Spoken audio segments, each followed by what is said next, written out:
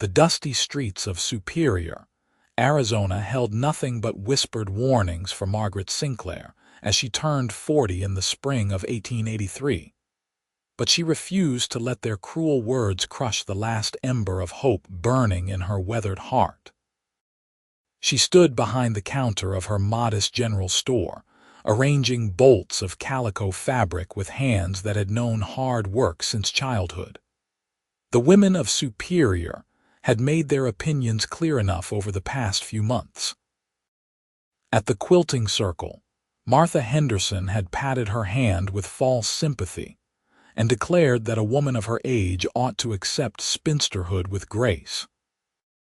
At the church social, Rebecca Williams had suggested she focus on being a helpful aunt to her brother's children rather than entertaining foolish notions of romance. Even Reverend Cole's wife had offered unsolicited advice about finding contentment in solitude. Margaret had smiled through each barbed comment, but alone in her room above the store, she wept into her pillow. She had spent her 20s caring for her ailing mother, watching potential suitors court younger women while she changed bedpans and spooned broth into trembling lips. Her 30s had vanished in the struggle to keep the store afloat after her father's death, working dawn to midnight just to pay the creditors and maintain a roof over her head. Now at 40, the mirror showed her a woman with lines at the corners of her eyes, silver threading through her dark hair and hands rough from labor. The bell above the door chimed, pulling her from melancholy thoughts. She looked up expecting Mrs. Henderson with her weekly order, but instead found herself staring at a man she had never seen before in Superior. He was tall and lean, with sun-bronzed skin and eyes the color of creek water running clear over stones. His dark hair curled slightly beneath a worn Stetson, and dust from the trail covered his boots and denim trousers. He removed his hat as he entered, revealing a face that might have been carved from the mountains themselves, all strong planes and honest angles. She guessed him to be somewhere in his early 40s, perhaps a year or two older than herself. "Afternoon, madam," he said, his voice carrying the slow warmth of Texas. "I am looking for supplies. Trail food mostly. Beans, salt pork, coffee if you have it." Margaret found her voice, though her heart had begun beating strangely fast. "I have all of those things. Are you passing through or staying in Superior? Staying if the town suits me."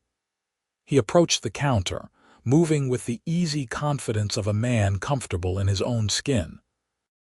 "Name is Preston Oakley. I am looking to buy some land hereabouts, maybe start a small ranch. Had my fill of driving cattle for other men. Time to build something of my own." She began gathering his requested items, aware of his gaze following her movements. "I am Margaret Sinclair. I own this store. There is land available east of town near Arnett Creek. Good grazing, plenty of water. You seem to know the area well. I have lived here all my life." She set a bag of coffee beans on the counter, breathing in the rich aroma. 40 years in the same place. Some might call that dull. Preston studied her face with an intensity that made her cheeks warm. "I would call it roots, belonging. That is something worth having." Their hands brushed as she passed him a wrapped parcel of salt pork, and Margaret felt electricity jump between them. She jerked back, flustered, and knocked over a display of tinned peaches. Preston moved quickly, catching 2 of the tins before they could hit the floor, and they both reached for the third at the same moment. Their fingers tangled around the tin, and they straightened slowly, standing so close she could smell sage and leather and something uniquely him. "I have you," he said quietly, and she was not entirely sure he meant the tin. The door burst open with a bang that shattered the moment. Margaret stepped back quickly as Samuel Parker, the town's self-appointed gossip and busybody, marched inside. His eyes darted between Margaret and Preston with barely concealed interest. "Margaret, I need 3 yards of muslin for my wife," Samuel announced, though his attention remained fixed on the stranger. "Who might you be, friend?" Preston's jaw tightened slightly, but his voice remained cordial. "Preston Oakley, just arrived from Texas." "Texan, eh?" "We get all sorts passing through. Most do not stay long." Samuel's tone carried a warning. "Superior is a respectable town. We look after our own." Margaret bristled at the implication. "Mr. Oakley is a customer, Samuel. I will have your muslin in a moment." She measured and cut the fabric with sharp, angry movements. Samuel continued his interrogation of Preston, prying into his background, his intentions, his finances. Preston answered with polite brevity, revealing little. When Samuel finally departed with his package, Margaret sagged against the counter. "I apologize for that. Samuel considers himself the guardian of town morals." She could not keep the bitterness from her voice. "No need to apologize. Every town has one." Preston gathered his supplies. "Miss Sinclair, I was wondering if you might join me for supper this evening. I am staying at the boarding house, and Mrs. Chen sets a fine table, or so I am told." Margaret's breath caught. She wanted to say yes with an urgency that frightened her, but years of caution made her hesitate. "Mr. Oakley, I should tell you that people here talk. If we are seen dining together, there will be speculation." "Let them speculate." His creek-water eyes held hers steadily. "I am 42 years old, Miss Sinclair.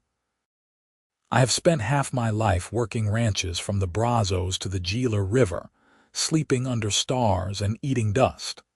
I have learned that life is too short to worry about gossip, and opportunities too precious to waste. I would very much like to share a meal with you." The earnestness in his voice undid her resistance. "Then yes, Mr. Oakley, I would be pleased to join you.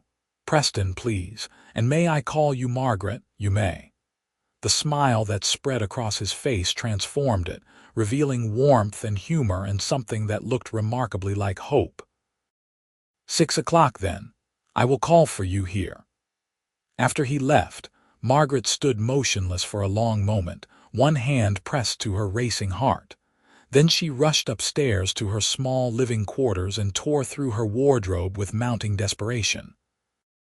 Most of her dresses were practical calico work frocks, faded from washing and stained from the store. She had one good dress, dark green wool, that she wore to church, but it suddenly seemed impossibly dowdy. A knock on her back door interrupted her panic. She opened it to find her neighbor, old Mrs. Lopez, holding a covered dish. "I made too much chicken mole, Mija. I thought you might want some." Mrs. Lopez's dark eyes twinkled knowingly. "Or perhaps you already have supper plans. How did you?" Margaret began, then laughed. "Samuel. He stopped by my daughter's house not 10 minutes ago. The whole town will know by sunset." Mrs. Lopez set down the dish and took Margaret's hands. "Do not look so worried.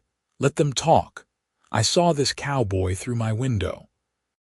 He is a good-looking man, and the way he looked at you when he walked to his horse, I have not seen a man look at a woman that way in a long time. Mrs. Lopez, I am 40 years old. What could a man like that want with me?" The older woman clucked her tongue. "Youth is not everything, child. You have strength, intelligence, kindness. These things do not fade with years. They grow richer like good wine. Now I think my blue shawl would look beautiful with your green dress. Come, I will help you prepare." By 6 o'clock, Margaret stood ready in her green dress with Mrs. Lopez's delicate blue shawl draped over her shoulders. She had twisted her hair into a softer style, leaving a few curls to frame her face. When Preston arrived, the expression on his face told her the effort had been worthwhile. "You look lovely," he said simply, offering his arm. They walked through the cooling evening air to Mrs. Chen's boarding house, aware of curious eyes tracking their progress. Margaret held her head high, refusing to shrink from the attention. Mrs. Chen, a practical woman who had immigrated from Canton 20 years prior, showed them to a small table in the corner of her dining room and served them beef stew with vegetables, fresh bread, and apple pie. "So tell me, Preston Oakley, what brings a Texas cattleman to the copper mining country of Arizona?" Margaret asked after they had begun eating. "Honestly, I am tired of the cattle business. Tired of drives that last months, losing stock to rivers and rustlers and storms. Tired of being 42 with nothing to show for 20 years of work but scars and saddle sores." He broke apart a piece of bread, his hands strong and capable. "I saved my wages, every dollar I could. I want land of my own, a small operation. Maybe breed horses instead of cattle. Build a house that is actually mine, sleep in a real bed, plant an apple tree and watch it grow. Maybe find someone to share it all with." His eyes met hers on those last words, and Margaret felt heat rise in her cheeks. "Those sound like good dreams, honest dreams. What about you, Margaret? What are your dreams?" No one had asked her that in years. She considered the question seriously. "I suppose I have been so busy surviving that I forgot to dream, but if I could wish for anything, I would want this store to thrive rather than just barely sustain itself. I would want to wake up beside someone who cares whether I slept well. I would want to know that my life mattered to someone, that I was not just the woman who sells you calico and coffee."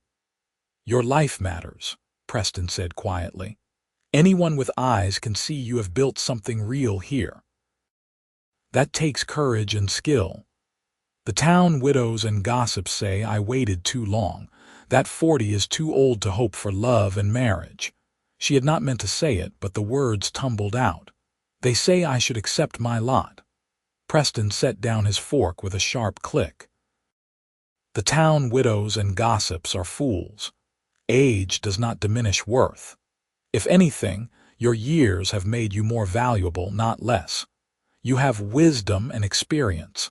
You have survived hardship and come through stronger. Any man with sense would count himself lucky to win your regard." Margaret blinked back sudden tears. "You barely know me." "I know enough to want to know more." He reached across the table and took her hand, his thumb stroking gently across her knuckles. "I know you run a business alone in a rough mining town. I know you speak with kindness to customers. I know you have eyes like good whiskey in lamplight, and I have not been able to stop thinking about you since the moment I walked into your store." "Preston," she whispered, overwhelmed by the intensity of her feelings. "Give me a chance, Margaret. Let me court you properly.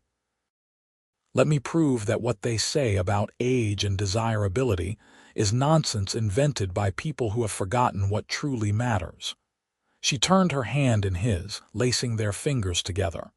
"Yes, yes, I would like that very much." They talked long into the evening until Mrs. Chen began pointedly clearing tables around them. Preston walked Margaret back to her store through streets silvered by moonlight. At her door, he lifted her hand and pressed a kiss to her knuckles that burned like a brand. "May I call on you tomorrow?" he asked. "Please do."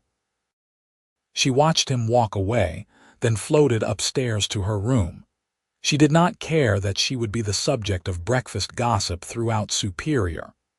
For the first time in years, she felt alive. The next weeks unfolded like a beautiful dream. Preston became a fixture in Superior, purchasing the land near Arnott Creek that Margaret had mentioned.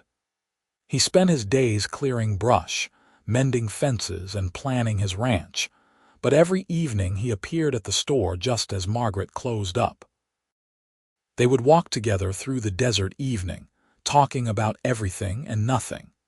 He told her about his childhood in a Texas orphanage, about learning ranch work from a crusty old cowboy who took pity on a homeless boy. She told him about her mother's long illness, about the fear and loneliness of keeping the store running alone.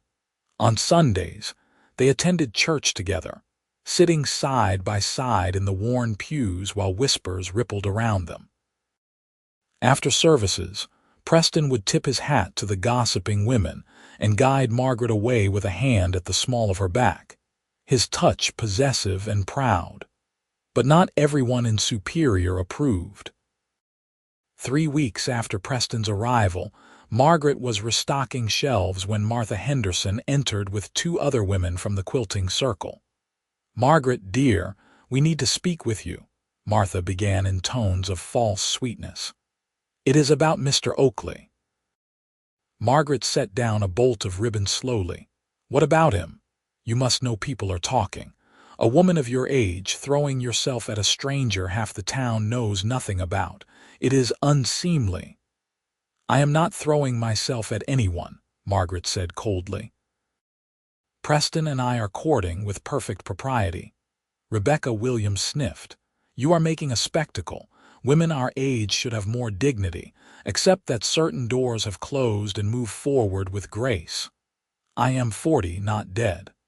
Margaret's voice shook with suppressed anger. "Why should I accept loneliness just because you think I have aged out of desirability?" "We are trying to protect you from heartbreak," Martha insisted. "Men like that, drifters with nothing but a few dollars and big talk, they move on eventually, and when he does, you will be left looking foolish." "Preston is not a drifter. He has bought land. He is building a ranch. So he says." Martha leaned forward conspiratorially. "But what do we really know about him? Where is his family? Why did he never marry before? A man his age, unmarried, there must be a reason."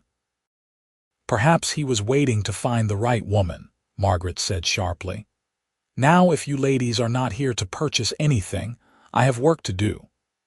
They left in a rustle of disapproving skirts, but their words festered like splinters in Margaret's mind. That evening when Preston arrived, she must have looked troubled because he immediately asked what was wrong. "Just town gossip," she said, attempting lightness. "The quilting circle ladies have opinions about our courtship." Preston's expression hardened. "What did they say?"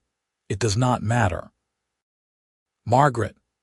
He turned her to face him, his hands gentle on her shoulders. "Tell me." So she repeated the conversation, watching his jaw clench with anger. When she finished, he pulled her into his arms, holding her close. "Listen to me," he said fiercely. "Those women are bitter and small-minded. They cannot stand to see someone reach for happiness because it reminds them of their own failures to do the same. Yes, I am 42 and never married. You want to know why? Because I was too busy surviving to think about a future. Because every woman I met wanted either a rich rancher or a young cowboy full of pretty words, and I was neither. Because I had given up on finding someone who would see me as I am and value it." He drew back enough to cup her face in his work-roughened hands. "Then I walked into your store and saw you, and something just clicked into place in my chest. Like a lock opening. Like coming home after 20 years of wandering. Your age does not matter to me, Margaret. If anything, it makes you dearer because you have lived and survived and grown into someone real, not some untested girl with romantic fantasies." Margaret felt tears spill down her cheeks. "I am afraid," she admitted. "Afraid to believe this is real. Afraid you will wake up one day and realize you could have someone younger, prettier." "I do not want younger. I do not want prettier. I want you." He kissed her forehead, her cheeks, and finally, softly, her lips. It was Margaret's first real kiss, and it felt like fireworks and safety all at once. When they broke apart, she was shaking. "Preston, I am not experienced in matters of romance. Neither am I, if I am being honest. I have known plenty of saloon girls and brief encounters, but nothing real, nothing that mattered." He rested his forehead against hers. "We will figure it out together. No expectations, no rush, just us, learning each other." Over the following weeks, their courtship deepened. Preston finished basic repairs on his land and began building a small house. Margaret closed the store on Sunday afternoons to ride out with him to the property, sitting on the wagon seat beside him while he pointed out where the barn would go, where he would plant an orchard.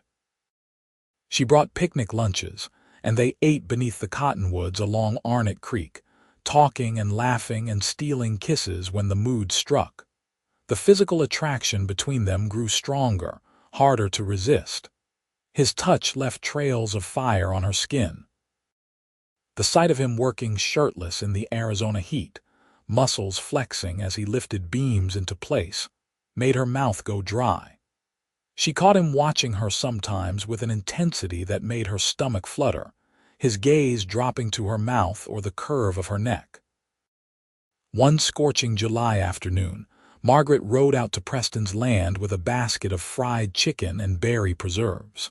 She found him wrestling with a stubborn fence post, cursing under his breath. His shirt hung open, revealing a chest bronzed by sun and scarred by years of hard work. "Need help?" She called. He looked up, and the smile that crossed his face made her heart skip. "Always need your help. This post refuses to cooperate." She set down the basket and came to hold the post steady while he tamped dirt around its base. They worked in comfortable tandem, and Margaret marveled at how natural it felt to be beside him. When the post was finally secure, Preston straightened with a groan. "I am getting too old for this," he said ruefully. "You are in your prime," Margaret corrected. She reached up and brushed sweat-dampened hair from his forehead, the gesture intimate and easy. Preston caught her hand, pressing it to his cheek. "Margaret, I need to say something." Her heart began to pound. "All right. I love you." The words came out rough and honest. "I know it has only been a few months, but I love you. I love your strength and your kindness.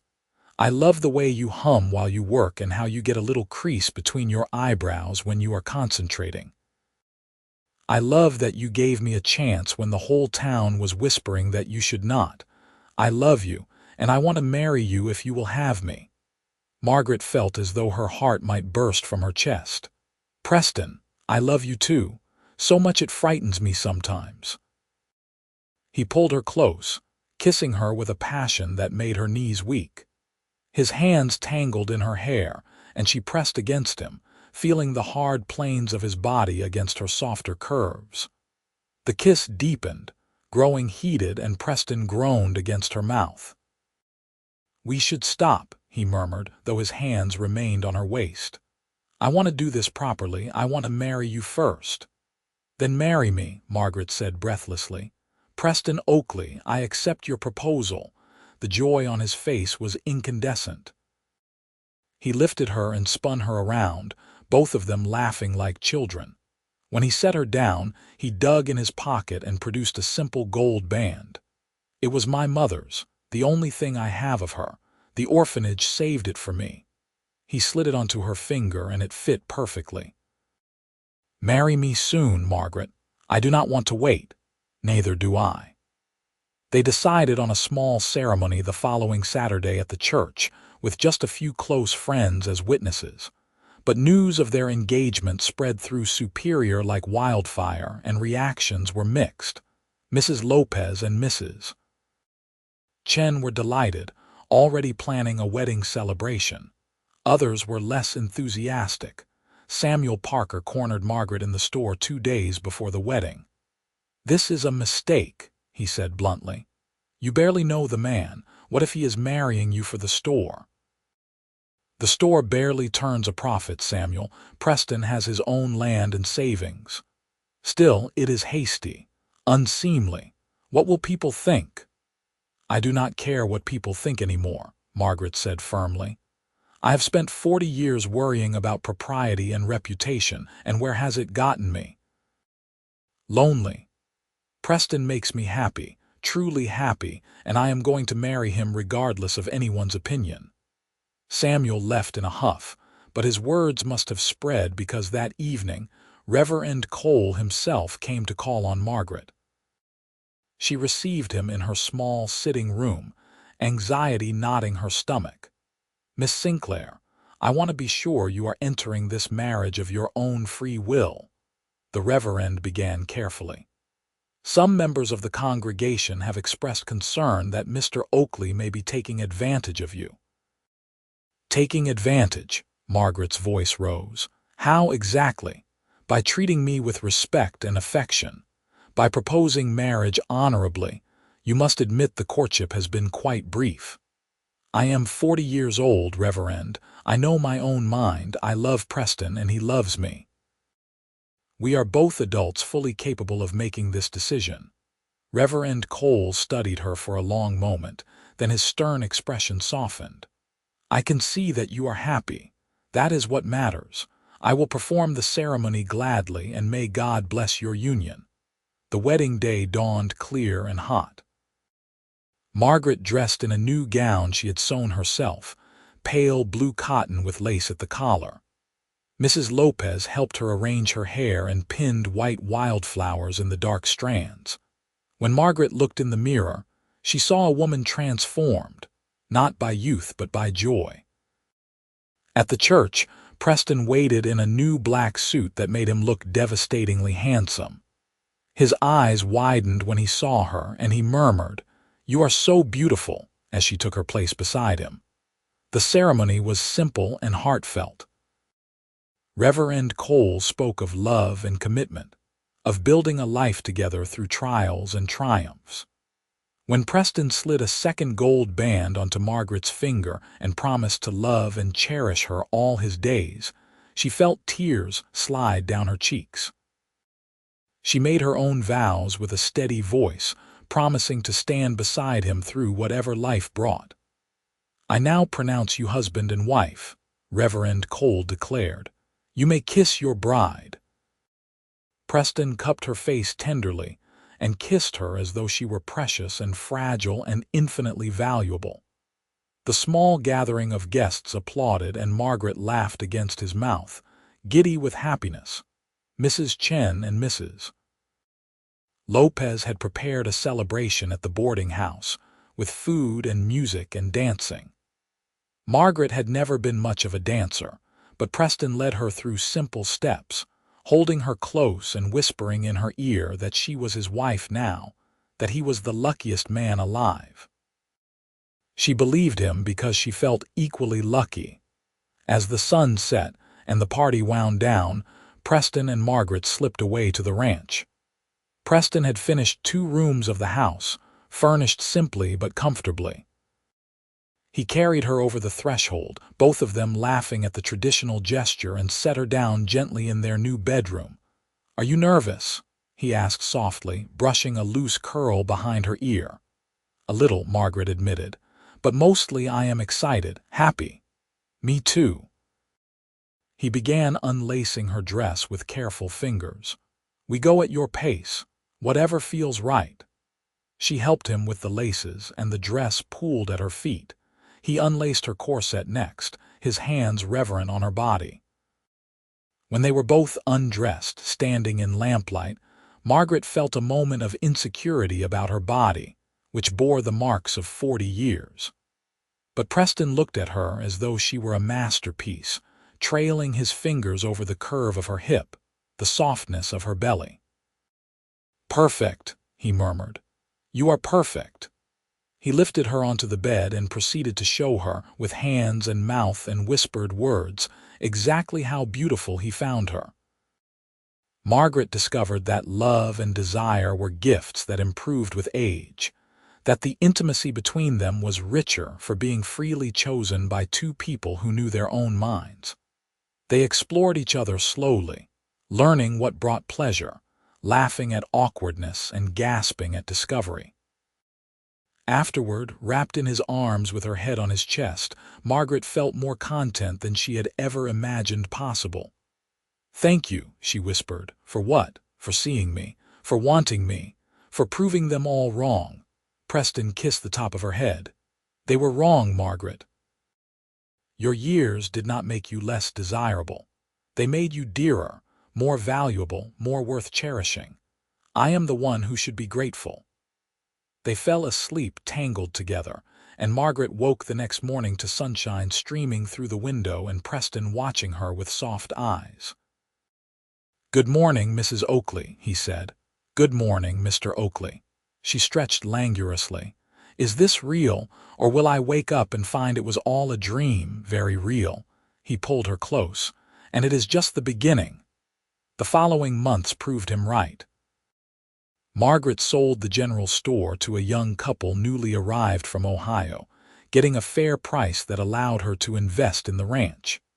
She and Preston worked side by side, building their life together. They purchased horses, good breeding stock, and word spread quickly about the quality animals Preston Oakley could train. Margaret handled the business side, her years of running the store translating perfectly to ranch management. The town's attitude gradually shifted. It was hard to maintain disapproval when the couple was so obviously happy and successful. Even Martha Henderson eventually admitted, grudgingly, that perhaps she had been wrong about Preston's intentions. Samuel Parker never quite warmed to them, but his influence waned as others saw the Oakleys thriving. By their first anniversary, the ranch was turning a solid profit and the house had grown to 6 rooms. Margaret had never been happier. She woke each morning beside the man she loved, spent her days working land that belonged to them, and fell asleep each night knowing she was cherished. One October evening, as they sat on the porch watching the sun paint the mountains gold and crimson, Margaret realized something that made her catch her breath. "Preston, I think I might be pregnant." He turned to her sharply, hope and wonder flooding his features. "Are you certain?" "Not entirely, but I am late, and I have been feeling odd in the mornings." She took his hand and placed it on her still flat stomach. "I know we are not young. The doctor might say I am too old for this." "The doctor can mind his own business," Preston said fiercely. "If you are carrying our child, that is a blessing beyond anything I ever hoped for." She was indeed pregnant, as the doctor confirmed 3 weeks later. He warned about the risks to a woman her age, but Margaret refused to live in fear. She was healthy and strong, and Preston hovered over her with such devoted attention that she finally had to order him to stop treating her like fragile china. The pregnancy progressed smoothly. Margaret's body adapted to the changes with surprising ease, and she felt vigorous and alive. Mrs. Lopez served as an unofficial advisor, sharing wisdom from her own 6 pregnancies. Mrs. Chen brought special teas and soups meant to strengthen mother and child. In June of 1884, on a warm morning with meadowlarks singing outside the window, Margaret gave birth to a daughter. The labor was long and difficult, and there were moments when even Preston's steady presence could not keep fear at bay. But Dr. Morrison, who had delivered half the babies in Superior, guided her through with competence and encouragement. When the midwife placed the squalling infant in Margaret's arms, she looked down at the red, wrinkled little face and felt her heart expand impossibly. Preston knelt beside the bed, tears streaming unashamedly down his face as he touched one tiny fist with a gentle finger.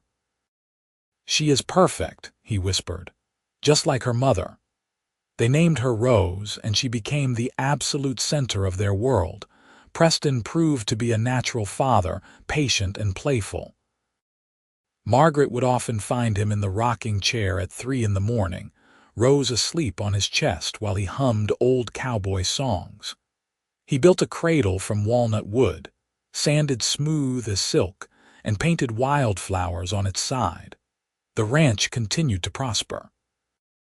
By the time Rose was walking, the Oakley horses had gained a reputation throughout the territory. Preston hired 2 hands to help with the work, young men who treated Margaret with respect and Rose with gentle affection. The house grew again, sprouting additional bedrooms and a proper parlor. When Margaret turned 42, Preston threw her a birthday celebration that drew neighbors from miles around. She stood on their porch, Rose on her hip, and looked out at the gathering of friends and the land they had built together, and felt overwhelmed with gratitude. 2 years ago, I thought my life was essentially over, she told Preston that night after their guests had departed and Rose was asleep. The women of Superior had convinced me that 40 meant the end of possibility. They were fools, Preston said, pulling her into his arms. 40 was not your ending. It was your beginning. Our beginning, she corrected, rising on her toes to kiss him. Rose grew into a bright, curious toddler who adored horses almost as much as her father did. By her second birthday, Preston was already teaching her to sit in the saddle in front of him, her chubby hands gripping the pommel while he walked the gentlest mare around the corral. Margaret watched from the fence, her heart full to bursting. Margaret found herself pregnant again just after Rose's second birthday. This time the doctor was even more concerned, but Margaret felt strong and confident. The pregnancy was easier than the first, and in the spring of 1886, she delivered a healthy son they named Peter after Preston's middle name. Now their family felt complete. Preston walked around grinning like a fool, a child always in his arms or trailing at his heels. He taught Rose her letters and numbers while Margaret nursed baby Peter. They read together in the evenings, the four of them piled on the big bed, Rose demanding her favorite stories over and over. The Oakley Ranch became known not just for fine horses, but for the warmth of its hospitality. Margaret often invited new arrivals to Superior for supper, remembering her own loneliness and determined to ease it for others. Their table was rarely without guests, and the house rang with laughter and conversation. One evening when Rose was 4 and Peter nearly 2, Martha Henderson appeared at the door with a basket of preserves. It was the first time she had visited the ranch, and Margaret invited her in with cautious courtesy. "I came to apologize," Martha said abruptly once they were seated with coffee. "I was cruel to you when Mr. Oakley first arrived. I said terrible things and I was wrong." Margaret studied the older woman, seeing genuine remorse in her face. "What changed your mind, watching you these past years, seeing what you have built together? I think I was jealous, if I am honest. My own marriage is loveless, has been for years. I could not stand to see you reaching for happiness when I had resigned myself to misery." Martha's voice shook. "You were braver than me, Margaret.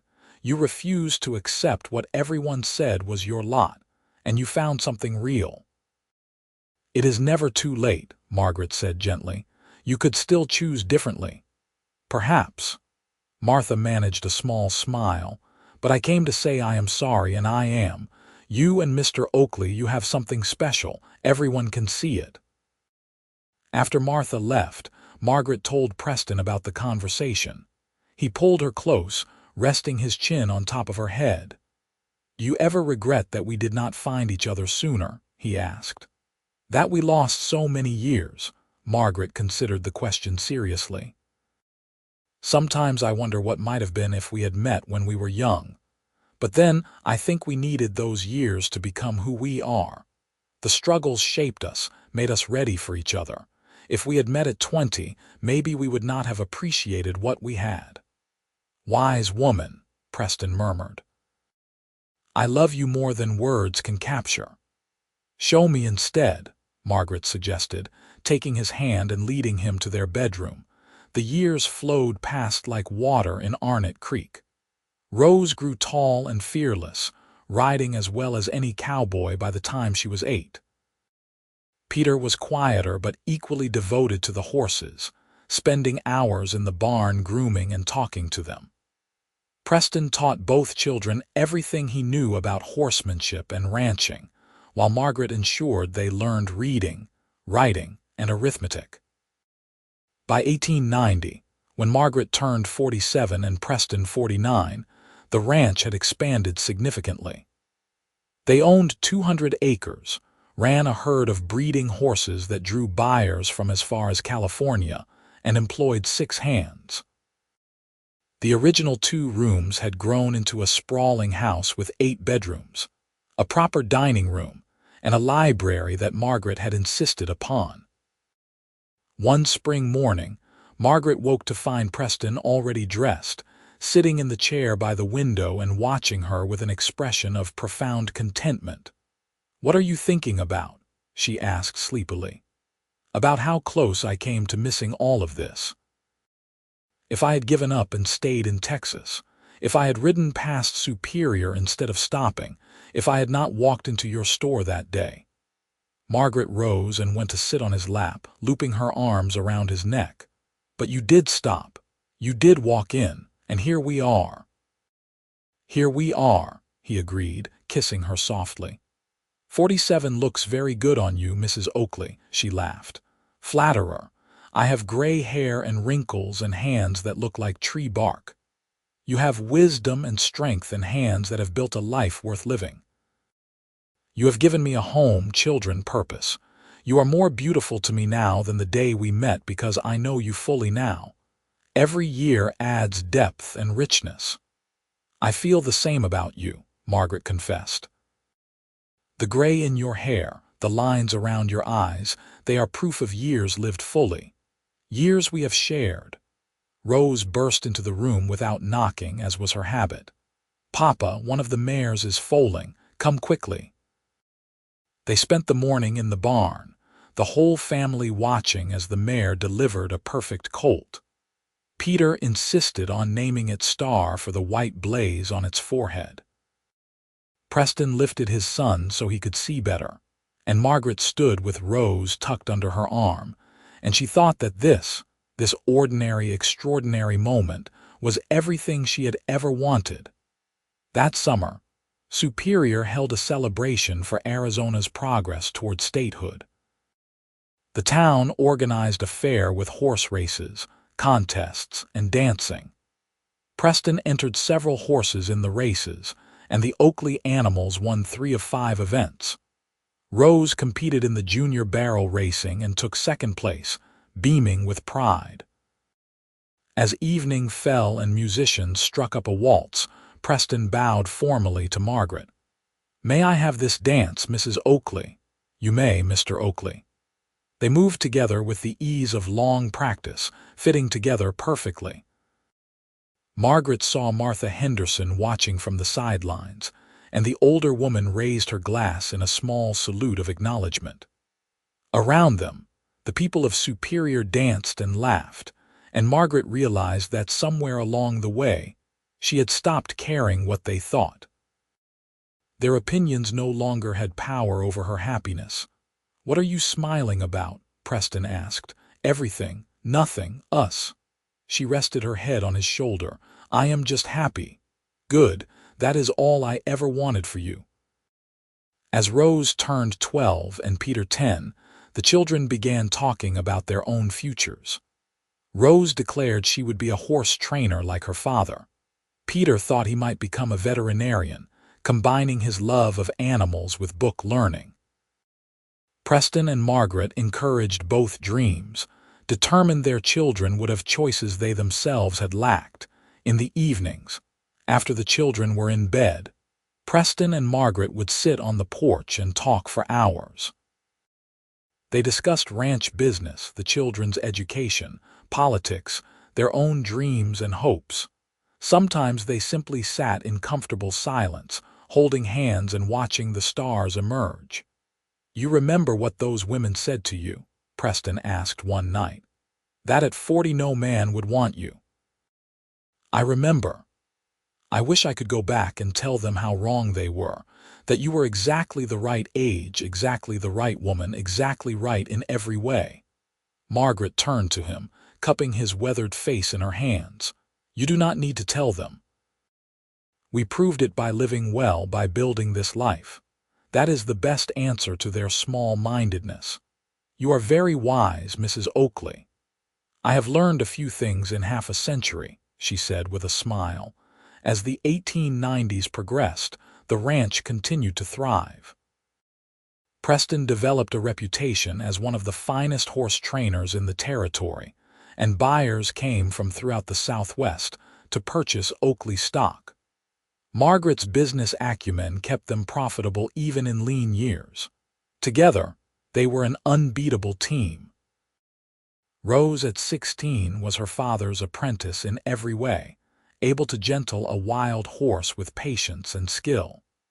Young men began calling at the ranch, drawn by her combination of beauty and capability, but Rose showed little interest in courtship. She was too focused on her work with the horses. Peter at 14 had his head buried in books more often than not. He devoured every veterinary text Margaret could find, and the local doctor began teaching him basic medical principles. Preston and Margaret supported his scholarly bent, even as it became clear he might leave the ranch for formal education someday. One night when Margaret was 52, she found Preston in the barn late, brushing down one of the old mares who had been part of their foundation herd. The mare was elderly now, her muzzle gray, and Preston's touch was infinitely gentle. "She is getting old," he said quietly when Margaret joined him. "Like us. We are not old. We are seasoned," Margaret corrected. "There is a difference."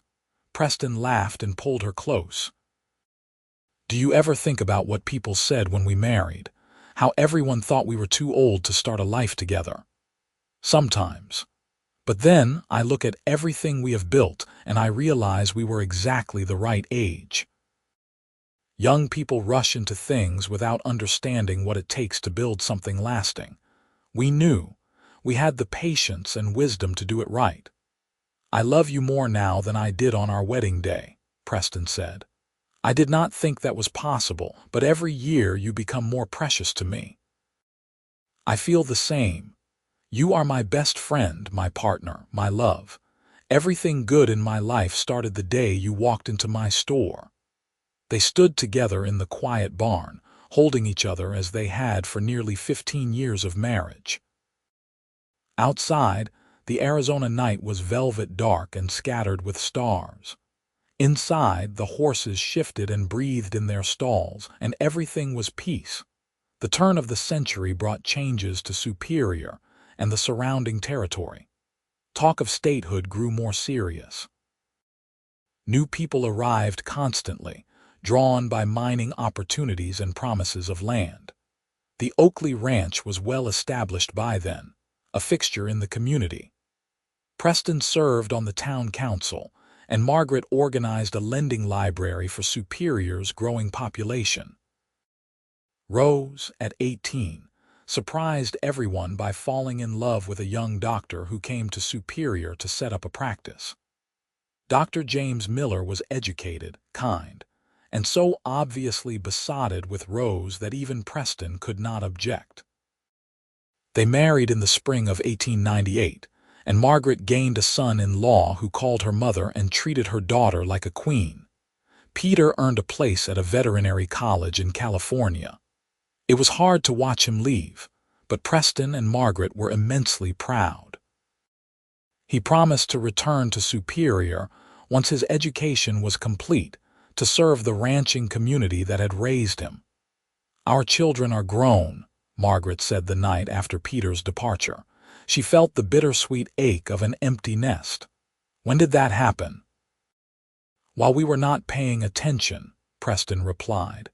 He pulled her into his lap and she settled against him as naturally as breathing. "But we still have each other. That is what matters most."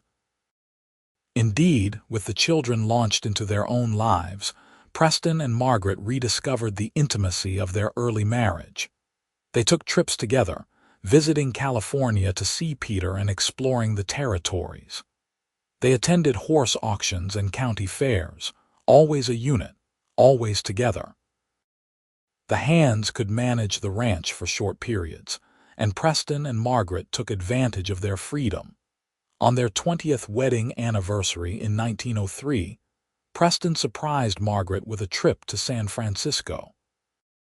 They stayed in a proper hotel with indoor plumbing and electricity, ate in fancy restaurants, and attended the opera. Margaret wore a new gown of deep wine-colored silk, and Preston looked distinguished in a tailored suit. When they waltzed in the hotel ballroom, Margaret caught their reflection in the mirrors and barely recognized the elegant couple they had become. "Not bad for a pair of old folks," Preston murmured in her ear. "Speak for yourself." "I am in my prime," Margaret retorted, making him laugh. That night in their luxurious hotel room, they made love with the practiced ease of long familiarity, knowing exactly how to bring each other pleasure. Afterward, Margaret traced the scars on Preston's chest, each one a story from his years before they met. "I wish I had known you when you got these," she said softly. "I wish I had known you through all your years too, but we have the time we have, and I would not trade it for anything. Our years together have been the best of my life."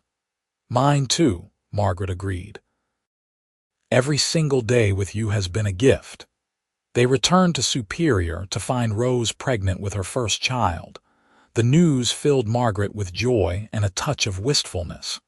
She would be a grandmother at 55. Time moved so quickly, sweeping them along. Preston held her that night and said, "We are going to be grandparents. Can you believe it?" "Barely. But I am happy about it. Our family continues growing." The following spring, Rose delivered a healthy baby girl she named Margaret after her mother. When Margaret held her tiny namesake for the first time, she wept with overwhelming emotion. This was legacy, she realized. This was proof that their love had created something lasting that would extend beyond their own lives. Preston was a devoted grandfather, as attentive and gentle with baby Margaret as he had been with their own children. He carved toys and built a smaller version of Rose's childhood cradle. He walked the floor with the baby when she fussed, singing the same cowboy songs he had sung to Rose and Peter. Peter returned from veterinary school in 1905 and set up a practice in Superior, specializing in large animals. He quickly became invaluable to the ranching community. He also brought home a quiet, intelligent young woman named Sarah, whom he had met in California. They married within the year, and Margaret gained a daughter-in-law she adored. By 1908, Preston was 67 and Margaret 60. They had 7 grandchildren between Rose and Peter, and the ranch remained successful under their joint management. Preston's hair was completely silver now, and Margaret's was more white than dark, but they remained healthy and active. One evening as they prepared for bed, Margaret caught Preston watching her with an expression of such tenderness it made her breath catch. "What?" she asked. "I was just thinking that you are the most beautiful woman I have ever known. More beautiful at 60 than at 40, because I know every part of you now. I know your strength and courage. I know your kindness and wisdom. I know how you look first thing in the morning and last thing at night. And all of it is beautiful to me." Margaret crossed to him, taking his face in her hands. "You made me believe I was beautiful when everyone else said I was past my prime. You looked at a 40-year-old shopkeeper and saw someone worth loving. That changed my entire life." "You changed mine," Preston said. "I was a rootless cowboy with nothing but some saved wages and a dream. You helped me build something real." "We built it together," Margaret corrected. "Everything we have, we created as partners." They held each other in the lamplight, two people who had found each other when the world said it was too late, who had proved that love had no expiration date. Their bodies were older now, marked by time and hard work, but the connection between them had only deepened. The years continued to flow past. They celebrated their 25th anniversary surrounded by children and grandchildren, with half of Superior in attendance at the ranch for a massive celebration. Preston stood and gave a toast, his voice strong and sure. 25 years ago, I walked into a general store looking for supplies and walked out having found the love of my life. Margaret Sinclair was 40 years old, and the town gossips said no man would want her. But I took one look at her and knew she was exactly who I had been searching for. Her years did not make her less. They made her dearer, more valuable, more worth treasuring. Every year since has proven me right. Margaret, you are my heart, my home, my everything. Here is to 25 more years together. Margaret stood beside him, tears streaming down her face, and raised her glass. To us, and to proving that it is never too late for love. The assembled guests cheered and drank, and the party continued long into the warm Arizona night. Margaret danced with Preston, with her son, with her grandsons, but always came back to her husband's arms. He was home. He always had been. As they moved through their 60s, Preston and Margaret gradually turned over more of the ranch operations to Peter and the longtime hands. They remained active and involved, but allowed themselves more leisure time. They took long rides together through the desert they both loved, just the two of them and the horses and the vast sky. One afternoon, when Margaret was 65, they rode out to a ridge overlooking the ranch. From this vantage point, they could see the house they had built together, the barns and corrals, the horses grazing peacefully, and the creek winding through cottonwoods. The land stretched away in all directions, beautiful and harsh and theirs. "Look what we made," Preston said quietly. Two people who everyone said were too old to start a life together. "Look what we built." Margaret leaned against him, his arm around her shoulders. "I remember being 40 and thinking my life was essentially over, that I had missed my chance at love and family and everything that mattered. And now I know that 40 was not an ending. It was the beginning of everything. The best years of my life started the day you walked through that door." She turned to face him, this man who had chosen her when the world said she was too old, who had loved her faithfully for more than 2 decades. "Thank you for seeing me, Preston, for believing I was worth loving." "You were always worth loving," he said fiercely. "Every day, every year. You are worth more now than ever because I know you completely. Your worth has only increased with time." They kissed as the sun began its descent toward the mountains, painting the sky in shades of gold and crimson.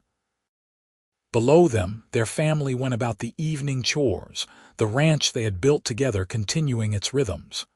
Above them, the first stars began to emerge in the darkening sky. "I love you," Margaret whispered against his lips. "I love you too. Forever." They rode back to the ranch as darkness fell, comfortable in the silence between them. At the barn, their grandson helped them unsaddle the horses. Inside the house, their daughter-in-law had supper waiting. The long table was crowded with family, multiple generations gathered under one roof, and Margaret looked around at all these lives that stemmed from a single decision to risk her heart one more time. That night, lying in bed with Preston's arms around her, Margaret reflected on the strange journey her life had taken. If someone had told her at 39, exhausted and lonely, that the next year would bring the love of her life and 25 years of happiness, she would not have believed them. But it had happened. Against all odds and expectations, she had found her person at exactly the right moment.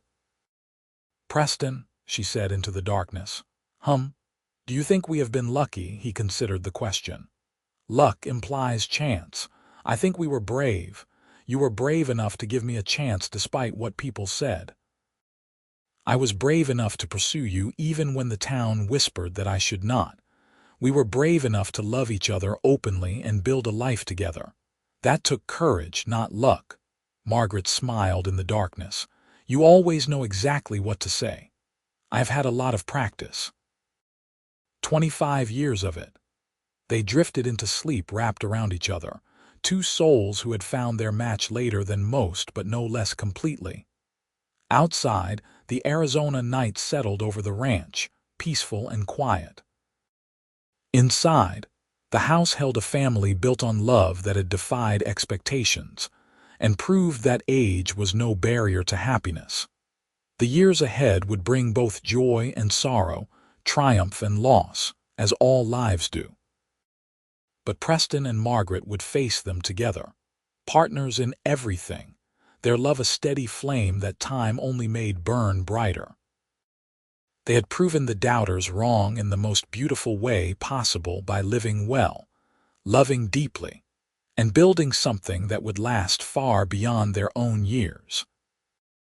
And when Margaret was 90 and Preston 92, sitting on that same porch and watching great-grandchildren play in the yard, she would still think back to that moment when a Texas cowboy walked into her store and changed everything. She would remember being 40 and hopeless and hearing that no man would want her. She would remember Preston looking at her and saying her years only made her dearer. And she would know, with absolute certainty, that every difficult year before they met had been worth it to find him, to build this life, to prove that love had no age limit, no expiration date, no rules beyond two hearts choosing each other and holding on through everything that came after. Their love story became legend in Superior, told to discouraged hearts and lonely souls as proof that it was never too late, that age brought wisdom, not worthlessness, that the right person would see your value regardless of the number of years you carried. Preston and Margaret Oakley had started their life together at 40 and 42, and they had built something magnificent. They had loved fiercely and completely, and that love had transformed not just their own lives, but the lives of everyone who knew them.